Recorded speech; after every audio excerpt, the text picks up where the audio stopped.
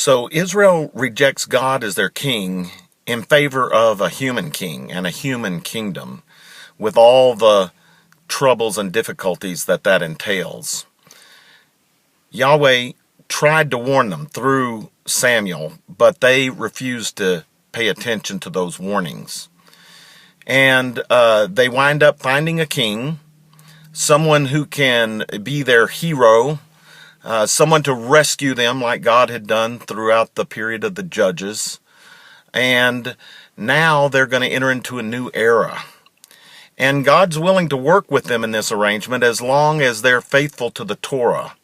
That is, they're faithful to their national mission to rescue the world like God promised Abraham. And in order to do all of this, they have to find a king. And they find Saul, who eventually goes mad and tries to kill the next king chosen by God, who is, of course, David. And David is a man faithful to God, but certainly with all sorts of flaws. And then you get Solomon, David's son, who is going to be the one who will build the temple.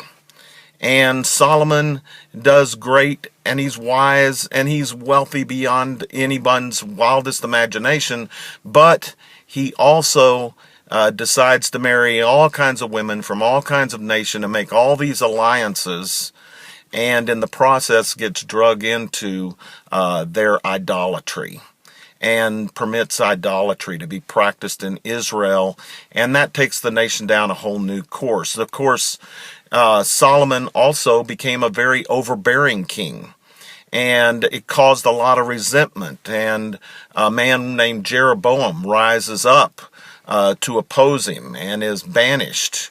But after Solomon's death, he returns and he challenges Solomon's son to basically alleviate the suffering and the overbearing nature of the kingdom in Judah and Israel.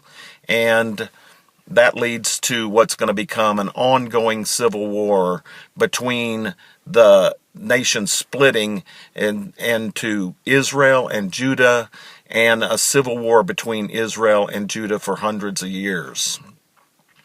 That in turn also is going to lead to all kinds of susceptibilities to invasion from foreign kingdoms, and eventually their ultimate demise as a people.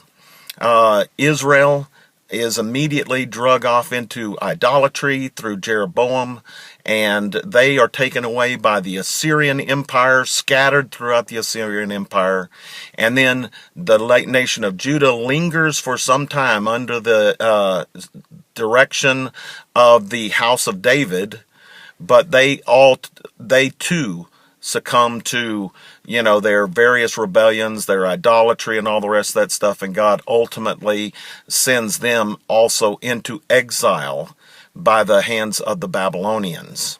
And that's going to be the case for many, many years. They're going to remain in a kind of oppressed state for a long time.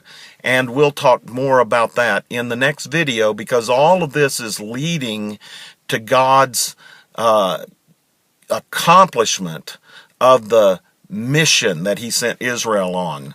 Israel may have failed personally, but God's going to succeed where they have failed. And we'll talk about that soon. Thank you. Please subscribe. It's Stifling Jesus.